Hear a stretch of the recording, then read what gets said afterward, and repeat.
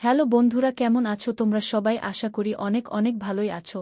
আর তোমাদের ভালোবাসায় আমি অনেক ভালো আছি, কারণ তোমরা আমাকে যে পরিমাণে ভালোবাসা দিয়েছ এবং সাপোর্ট দিয়েছ তা আমি কোনোদিন ভুলতে পারবো না। তাই তোমাদেরকে মজা দেওয়ার জন্য আবারও একটি নতুন গল্প নিয়ে হাজির হলাম। গল্পটি শোনার মতো আশা করি তোমাদের দাঁড়িয়ে যাবে।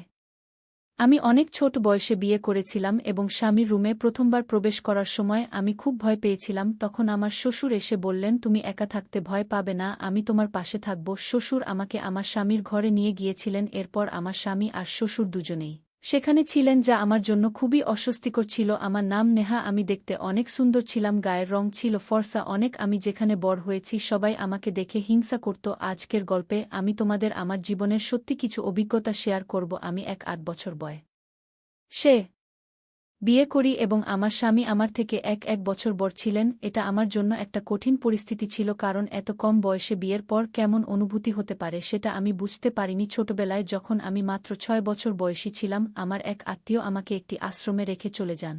সেই আশ্রমে থাকাকালীন এক বয়স্ক মহিলা তাসলিমা ভাই সবসময় আমাকে হেনস্থা করতেন, কারণ আমি দেখতে সুন্দর ছিলাম। তিনি আমাকে সবসময় তার মেয়ের সাথে তুলনা করতেন। আমি যখন 8 বছর বয়সে পৌঁছালাম তখন তার মেয়ের চেয়ে আমি অনেক বেশি পছন্দনীয় ছিলাম আর অনেক বেশি সুন্দর ছিলাম, কারণ সে ততটা সুন্দরী ছিল না। তাই তাসলিমা ভাই আমার বিয়ে ঠিক করেছিলেন। তিনি ইচ্ছা করেই আমাকে এইরকম ছেলের সাথে বিয়ে দেয়। যদিও আমার স্বামী দেখতে অনেকটাই ভারী গঠনের ছিলেন, অর্থাৎ অনেক স্বাস্থ্যবান ছিল। বিয়ের পর তার তাসলিমা ভাই তিনি তার মেয়েকে শহরে পাঠিয়ে দেন। আমার শ্বশুরবাড়িতে প্রথমবার পা রাখার সময় আমি প্রচণ্ড ভয়ে কাঁপছিলাম। আমি জানতাম প্রথম রাতের অভিজ্ঞতা আমার জন্য কঠিন হতে চলেছে। পরদিন সকালে আমি ঘুম থেকে উঠার পর আবার শুয়ে পড়ি যেন কিছুই ঘটেনি। সকালে আমি শুনতে পেলাম শ্বশুর আমাকে ডাকছেন, বৌমা নাস্তা তাড়াতাড়ি বানিয়ে ফেলো। আমি সবকিছুতে চটে ছিলাম, তাই তাড়াতাড়ি নাস্তা তৈরি করে তাকে দিয়ে দিলাম। ঠিক তখনই আশ্রমের একজন মহিলা আমার বাড়িতে এসে হাজির হন। তিনি আর কেউ না, ওই তাসলিমা ভাই। তিনি দেখতে আসছে আমি কত কষ্টে আছি। তার হাতে ছিল মিষ্টির বক্স এবং তিনি শ্বশুরের সামনে বললেন, আমি তাকে খুব ভালোবাসি, তিনি একদিন আমার কাছে আসবেন বলে বিশ্বাস করি। এতে আমার শ্বশুরও তার কথায় বিশ্বাস করতে শুরু করলেন। এরপর তিনি আমাকে ডেকে বললেন, তুমি নিজেকে বেশ স্মার্ট ভেবেছ, আমি দেখতে চাই তুমি কেমন চালাক। নিশ্চয়ই তোমার স্বামী তোমাকে ঘুমাতে বাধ্য করেছে, তুমি কি হাঁটতে পারছ না? কিন্তু তুমি তো বেশ ভালোভাবে দাঁড়িয়ে আছো, নিশ্চয়ই তুমি কিছু চতুরতা করেছ। কিন্তু ঠিক আছে, আজ না কাল তুমি এর ফল পাবে। আমি আর তাকে কিছু বলিনি, কারণ সে অনেক খারাপ মহিলা। আমি কেন রসগোল্লা নিয়ে এসেছি সেটা তুমি শীঘ্রই বুঝতে পারবে। তাসলিমা বাইরের কথা শুনে আমার মাথায় একরকম অস্থিরতা ছেয়ে গেল। রাতে হঠাৎই আমার কপালে কিছু ভারী অনুভব করলাম, যেন সেখানে কারো হাত ছিল। এরকম কিছু টের পেয়ে আমি ঘুম থেকে জেগে উঠলাম এবং তাকে বললাম, কপাল থেকে হাত সরিয়ে নিতে। কেন হঠাৎ তুমি এমন অনুভব করছো? সে জিজ্ঞাসা করল। আমি তখন খুব অসুস্থ বোধ করছিলাম। স্বামী আমাকে হাসপাতালে যেতে বললেন, কিন্তু আমি মনে করছিলাম যে আমার এই অবস্থার কারণ হয়তো মানসিক চাপ, আর হাসপাতালে যাওয়া হয়তো প্রয়োজন ছিল না। হয়তো বিয়ের সকল ব্যস্ততার কারণে আমি এত ক্লান্ত হয়ে পড়েছিলাম। তাই তাকে দুটো কথা বলে আমি ঘর থেকে বেরিয়ে এলাম। একই ঘরে তার সাথে বসতে আমার মনে কাজ করছিল, তাই আমি বাইরে বেরিয়ে গেলাম। তখন শ্বশুর বাইরে বসেছিলেন। তিনি আমাকে দেখে জিজ্ঞেস করলেন, তুমি ঠিক আছো? আমি মাথা নিচু করে তাকে বললাম, তাসলিমা ভাই কোথায় গেছেন? তিনি জানালেন যে আশ্রম থেকে ফোন আসায় তিনি সেখানেই চলে গেছেন। শ্বশুর আমাকে আশ্বস্ত করে বললেন, চিন্তা করো না, আমি তাকে ফোন করে জানাবো যে তুমি ভালো আছো। আমি সেই বাড়িতে দিন কাটাতে শুরু করলাম, কিন্তু রাতের কথা ভেবে আমার ভেতরে ভয় কাজ করছিল। যখন হাত নামল আমি তাকে আবার দেখি, বলের মতো সেজে এসেছে, যা দেখে আমার মনে আবার অস্থিরতা কাজ করল। সে আমার হাত ধরে আমাকে বিছানায় শুয়ে দিল এবং বিশ্রাম নিতে বলল। কিন্তু হঠাৎ মাঝরাতে আমি শরীরে একটা ভারী অনুভূতি টের পেলাম। লোকটার উপস্থিতি আমাকে কিভাবে সামলাতে হবে তা বুঝতে পারছিলাম না। বিয়ের পর পুরো 5 দিন সে আমার পাশে থেকে গেল, কিন্তু আমি তাকে কোনো সময় দেই নাই একবার। সে বলল, তুমি যদি জীবনে প্রকৃত সুখ থেকে থেকে নিজেকে বঞ্চিত করতে চাও তবে তুমি তাসলিমা ভাইয়ের কাছে আশ্রমে চলে যেতে পারো। স্বামীর মুখে তাসলিমা ভাইয়ের নাম শুনে আমি তাকে বললাম, না, আমি সেখানে ফিরে যেতে চাই না। সেখানে গেলে সে হয়তো আমার অবস্থা নিয়ে মজা করবে।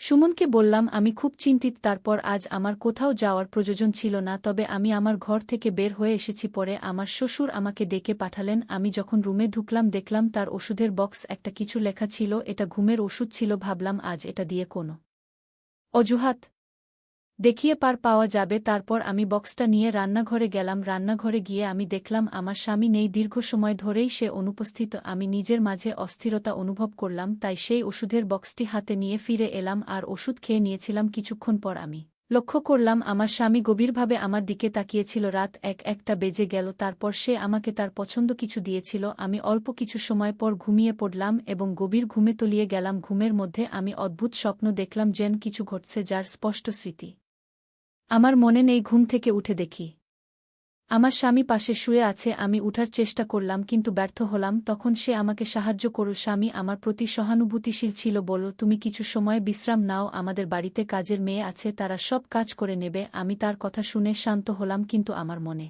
হলো কিছু একটা হয়েছে। তার মুখে একটি আলাদা ভাব ছিল, যেন কিছু বলতে চাইছে কিন্তু বলছে না। এইসবের মাঝে আমার শরীর ও মন এক অদ্ভুত অবস্থায় ছিল। মনে হলো যেন আমি একটি অনিশ্চিত পরিস্থিতিতে আছি এবং এই সময়ে শূন্যের কথা মনে পড়ে গেল। মনে হলো সে আমার সাথে রাতে কিছু ঘটিয়েছে, কিন্তু স্পষ্ট কিছু মনে পড়ছে না। আমার মনে হলো কিছু ঘটে গেছে যা আমি এখনও পুরোপুরি বুঝতে পারিনি, কারণ আমি জানতাম এমন কিছু ঘটবে, তাই আগেই ঘুমের ওষুধ খেয়ে নিয়েছিলাম। আমি তখন খুব অস্বস্তিতে ছিলাম এবং বেশ ভীত ছিলাম। আমার বয়স তখন 8, কিন্তু শারীরিক পরিবর্তনের কিছু অভিজ্ঞতা তখনও অর্জন করিনি। হঠাৎই আমার কাপড়ের দাগ দেখে আমি বাথরুম থেকে বেরিয়ে এলাম। আমাকে কাচতে দেখে আমার স্বামী চিন্তিতভাবে জিজ্ঞাসা করলেন, কি হয়েছে? আমি আমার কাপড় দেখালাম। তিনি শান্তভাবে বললেন, চিন্তার কিছু নেই, এটা স্বাভাবিক, তুমি হয়তো প্রথমবার এই অনুভব করছো। আমার স্বামী আমার থেকে এক বছরের বড়, তাই তিনি এসব বিষয়ে অভিজ্ঞ ছিলেন। তিনি আমার উদ্বেগ বুঝতে পারলেন এবং বললেন, তুমি স্নান করে নাও, আমি তোমার জন্য যা দরকার তা নিয়ে আসছি। এই স্নেহশীলতায় আমার প্রতি তার যত্নবোধ আরও গভীর হয়ে উঠল। তারপর আমি রান্নাঘরে গিয়ে নাস্তা প্রস্তুত করছিলাম। হঠাৎ আমার শ্বশুর এসে বললেন, এই পরিবর্তনগুলো সাময়িক, কিছুদিনের মধ্যেই সব ঠিক হয়ে যাবে। নাস্তার পর থেকে বাড়ির কাজের দিকটা কাজের লোকেরা সামলে নেবে। আমার শ্বশুরের কথা শুনে অনেক লজ্জা পেলাম। আমি জানতাম শ্বশুর আমার দিকে সবসময় নজর রাখতেন। আমি আমার রুমে ফিরে দেখি সুমন তার প্রয়োজনীয় জিনিস গুছিয়ে নিচ্ছে। আমি অবাক হয়ে জিজ্ঞাসা করলাম, তুমি কোথায় যাচ্ছ? সে বলল, কিছুদিনের জন্য আমাকে গ্রামের বাইরে যেতে হবে, বাবাই তোমার দেখাশোনা করবে। কিছুক্ষণ পর সুমন তার ব্যাগ নিয়ে বেরিয়ে পড়ল। সে বিদায় নেয়ার সময় বাবাকে বলল, বাবা নিজের খেয়াল রাখবেন। আমি কিছুটা উদ্বিগ্ন হয়ে পড়লাম, কিন্তু স্বামী তার দায়িত্ব দিয়ে গেলেন, তাই নিজেকে সাহস দিলাম। শ্বশুর ঘরে ঢোকার পর আমি অনুভব করলাম তার মনে কিছু ভিন্ন চিন্তা চলছে। তিনি আমার কাঁধে বন্ধুর মতো হাত রাখলেন এবং বললেন, সুমন আমাকে বলেছে তোমার যত্ন নিতে, কোনো কিছুতে লজ্জা পেও না, তুমি যা চাও বলো, আর বাকিটা আমি দেখব। তার এই কথায় আমি একটু বিস্মিত হলাম, তবে শ্বশুরের কথায় কোনো খারাপ উদ্দেশ্য খুঁজে পেলাম না। কিন্তু আমি জানতাম যে তার মনে কি চলছে।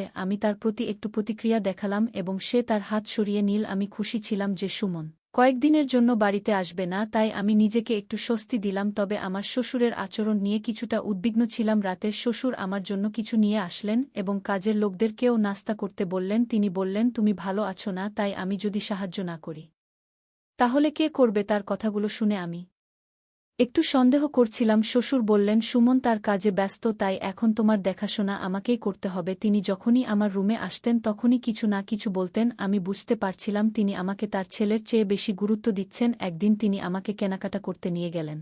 ফিরে আসার পর শ্বশুর বললেন, এই নতুন পোশাকটি পরো এবং দেখাও কেমন লাগছে। আমি যখন পোশাকটি পরলাম তখন তিনি একটু বিস্মিত হয়ে তাকিয়েছিলেন। মনে হয় কোনোদিন দেখেনি। পোশাকটি কিছুটা আচ্ছা ছিল এবং আমি সেটা বুঝতে পারছিলাম। তবুও শ্বশুর বললেন, এই পোশাকটি তোমার জন্য ঢিলে ঢালা লাগছে, মনে হয় তুমি ঠিকমত সাজগোজ করনি। তিনি এগিয়ে এসে ড্রেসের ফিতা বাঁধতে লাগলেন। সেই সময়ে তাসলিমা ভাই দরজার বাইরে দাঁড়িয়েছিল এবং সবকিছু লক্ষ্য করছিল। শ্বশুর বাইরে বেরিয়ে গেলেন আর তাসলিমা ভাই আমার কাছে এসে বলল, তুমি তোমার নতুন জীবনের সাথে বেশ খাপ খেয়ে নিয়েছ, তোমাকে দেখে ভালো লাগছে। আমি তাকে বললাম, তাসলিমা ভাই তুমি ভুল বুঝছ, আমার স্বামী গত সপ্তাহ থেকে বাড়িতে নেই এবং আমি তার সঙ্গে তেমন কোনো স্মৃতি মনে করতে পারছি না। তাসলিমা বাই বিস্মিত হয়ে বলল, তাহলে তুমি গত সপ্তাহ থেকে শ্বশুরবাড়িতে একা আছো? হ্যাঁ। যখন আমি ঘরে ঢুকলাম আমি দেখলাম শ্বশুর তোমার পিঠে ফিতা বাঁধছে।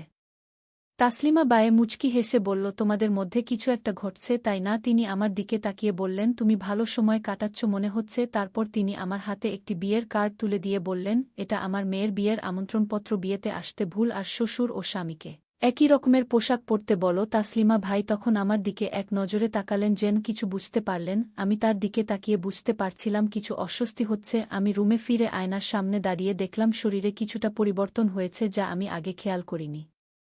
তখনই হঠাৎ আমার শ্বশুর এসে উপস্থিত হলেন এবং আমি একটু অবাক হলাম। আমি দ্রুত পোশাক ঠিক করার চেষ্টা করছিলাম, কিন্তু সেটা ঠিকমতো বসছিল না। আমার অস্বস্তি হচ্ছিল, তাই বললাম, শ্বশুর একটু ফিতাটা লাগায় দেন। তিনি আমার কথামতো ফিতাটা লাগায় দিলেন। তারপরেও মনে হচ্ছে কিছু একটা ঠিক নেই। তারপর শ্বশুর বলল, আমার একটু পা ব্যথা করছে। আমি শ্বশুরের